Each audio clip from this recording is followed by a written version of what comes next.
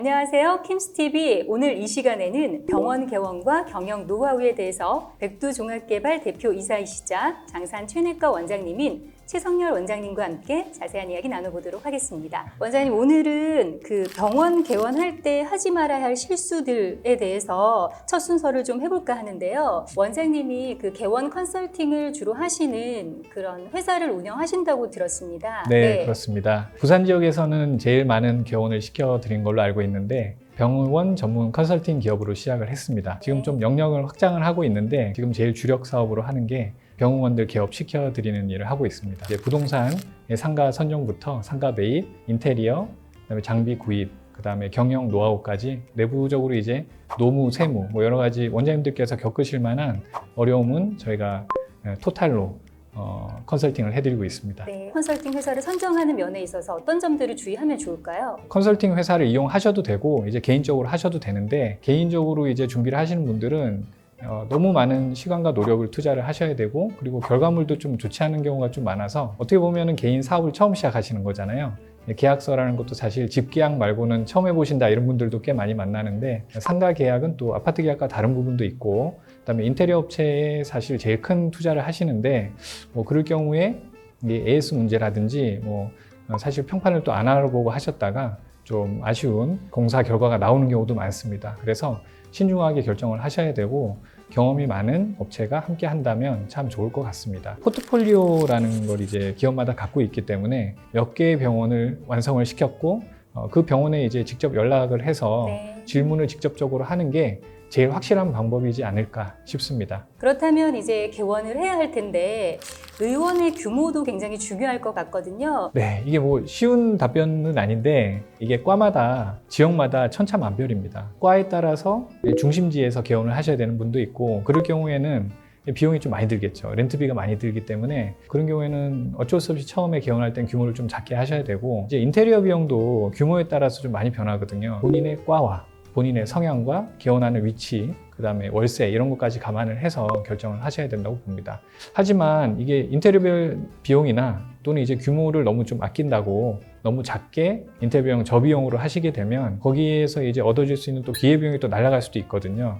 나중에 이제 확장에 대한 이슈가 좀 계속 있어요. 그래서 처음에 계약하실 때부터 확장성이 있는 상가인지도 한번 주의 깊게 보시고 주변에 옮겨갈 또 넓은 상가들이 있는지도 보시고 처음에 계약을 저는 맺는 편입니다. 네, 굉장히 중요한 말씀이신 것 같은 게 병원이 잘 됐을 때 확장을 하는 것은 가능한데 사실 이동을 하는 건 쉬운 일이 아니잖아요. 너무 어렵죠. 네. 요즘같이 특히 인테리어 비용이 많이 올라갔을 때는 뭐 감가를 생각한다고 하더라도 크고 그다음에 특히 이제 제가 하고 있는 내과나 뭐 이비인후과나 이렇게 소아과나 그 동네 지역에 있을 때는 찻길 하나 건너는 게 환자 이제 수가 좀 많이 차이가 날 수도 있고 제가 있던 자리에 해당과가 또 들어오게 되면 단골 고객들도 또 많이 놓치게 되기 때문에 환자가 이제 끊어지는 부분에 있어서도 공사하는 기간도 있고 하기 때문에 신중하게 처음에 결정을 하셔야 될 것 같습니다. 보통은 유동인구가 많고 개원을 하면 훨씬 더 유리할 거란 생각이 들 것 같은데 뭐 물론 유동인구 중요합니다. 그리고 유동인구가 많은 곳을 누구나 선호를 하죠. 대신에 누구나 선호하기 때문에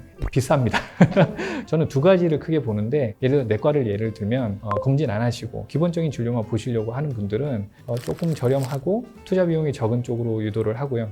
비급여 병원 같은 경우는 거의 정해져 있죠. 서울은 강남역, 부산은 서면역 같이 그런 핫플레이스가 아니면은 사실 비급여는 또 믿음을 좀 사기 힘든 경우도 좀 많기 때문에 또 그렇다고 해서 비급여가 또 무조건 비싼 데로 가진 않거든요. 그래서 그 원장님의 성향과 과의 특성에 따라서 지역을 결정하시면 좋을 것 같습니다. 그래서 이제 계약서를 사인을 하고 저희한테 의뢰를 하시는 분들이 간혹 있으세요. 근데 너무 안타까운 경우가 좀 많죠. 저 같은 경우도 좀 실수를 했던 경우인데 저는 부산의 강남인 서면에 센터에 이제 먼저 계약을 했어요. 근데 낮에는 유동인구가 많아요. 근데 밤에는 거주인구가 없기 때문에 보통 내과 진료를 집 앞에 있는 병원을 많이 가시는 현상이 있거든요. 야간에는 되게 이제 환자가 없는 지역이 돼버리는 거죠. 결국에는 밤잠 못 자고 고민하다가 계약금 1,000만 원을 포기했던 케이스입니다. 저뿐만 아니고 많은 원장님들이 실패한 계약을 많이 맺기도 합니다.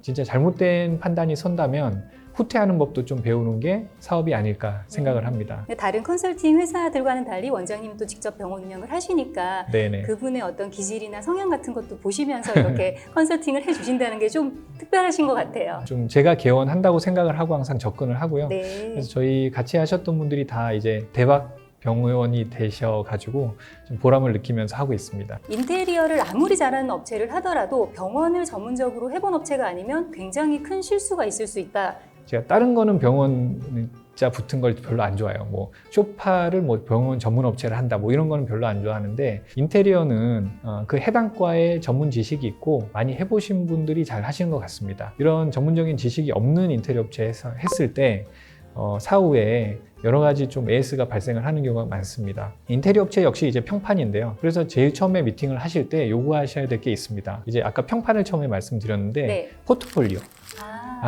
이 업체가 얼마나 많은 업체를 했었고 그 중에서 나는 이비인후과인데 이전에 성형외과만 계속 했어요.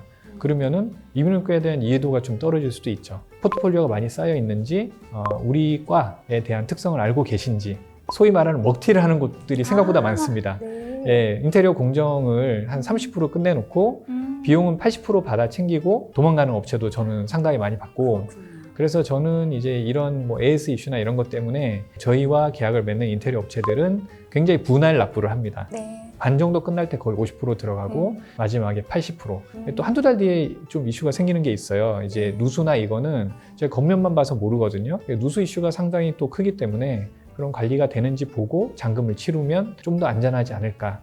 그렇게 계약을 하시면 좋겠습니다. 네. 네. 그런데 홈페이지라든지 또는 뭐 SNS 마케팅이라든지 또 이런 것들이 꼭 필요한지. 완전 필수죠. 네. 요새 뭐 의사 없어서 뭐 의사 많이 뽑는다고 하는데 의사들이 황당해하는 이유가 전 세계에서 의사 밀도가 세계 3위권입니다. 눈만 돌리면은 사실 이제 병원들이죠. 무한 경쟁 시대에서는 본인이 돋보이고 또 알려야 되기 때문에 각자의 검색하는 이제 포탈이나 SNS가 좀 다릅니다. 모든 매체를 통해서 저는 홍보를 하는 거를 추천을 드립니다. 과의 특성이나 그 원장님들의 특성에 맞게 가시면 좋을 것 같아요. 예를 들어서 이제 처음에 올릴 게 없잖아요.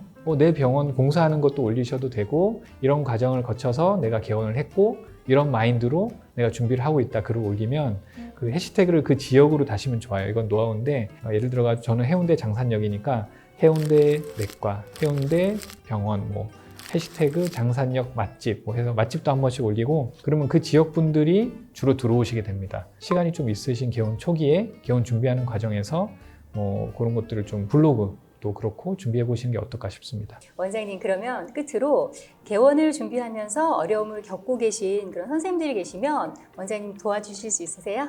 당연하죠.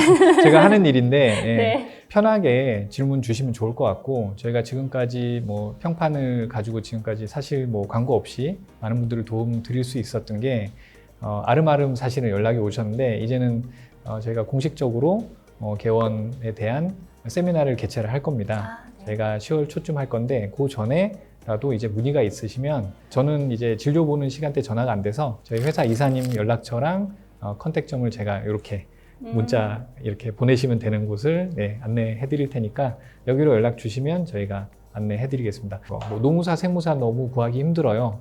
또는 어떤 인테리어 업체가 좋을까요? 저는 쇼파만 지금 고르면 되는데 이런 것도 가벼운 것도 질문 받고 있으니까 좀 마음 편하게 언제든지 질문해 주시면 성심성의껏 답변 드리겠습니다. 네, 킴스TV 오늘 이 시간에는 병원을 개원할 때 절대로 하지 말아야 할 실수에 대해서 자세한 이야기 나눠봤고요. 다음 시간에는 성공적인 병원 개원을 위한 방법에 대해서 최성열 원장님과 다시 한번 말씀 나눠보도록 하겠습니다. 오늘 도움 말씀 주셔서 감사합니다. 감사합니다.